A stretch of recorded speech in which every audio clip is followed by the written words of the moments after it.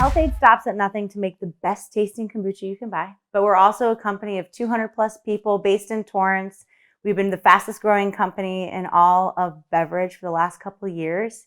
And we're in 26,000 stores, and it's a company that is led by its 3 founders, my best friend, my husband, and I. I think the success of the business in the very beginning was a result of just hard work and grit and getting back on that horse when you fall off. But as we've grown and professionalized, I think the success of the company, of the people, has been that we have a really strong culture and we're all rowing in the same direction toward the ultimate destination.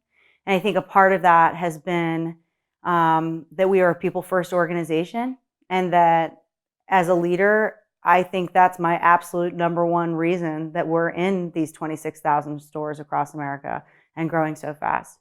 And part of what I have is both the experience of being an entrepreneur that started it with nothing in the farmer's market, all the way to being a mom straddling the C-suite with serious boards and investors and advisors, but also a kid on the way and a kid at home and managing everything in between. So I try to apply that breadth of experience to all my employees so that we have a greater understanding of each other. My advice to any female about to go out on maternity leave is to have realistic expectations. So there are some jobs where you can cut out for 3 months or more, depending on whatever is offered to you, and your job is still there when you come back in the exact same way. But in certain instances, you can't just cut out entirely. And so I advise women to be realistic about their expectations at work and in their career that they've worked so hard to build, and then also their expectations at home as a mom. And it's not black and white.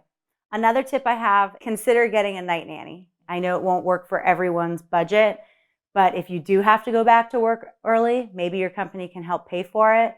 But this is something that's going to make you sane, allowing you to sleep and recover faster so you can actually juggle more things sooner. Cut yourself a break. Recognize that you can't do both things at once.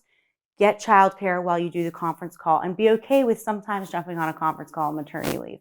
It is what it is. The other tip I have is get a really good breast pump. Don't skimp here, especially if you want to breastfeed throughout the time that you'll be working. You will be pumping 12 times a day, I promise you, and you're going to want one that you love. As an entrepreneur, I feel like you are the leader of the business and it will move forward because of you. So you have to be there for the business just as much as you have to be there for the family. And finding the right balance and realistic balance is actually the way to be happy about it.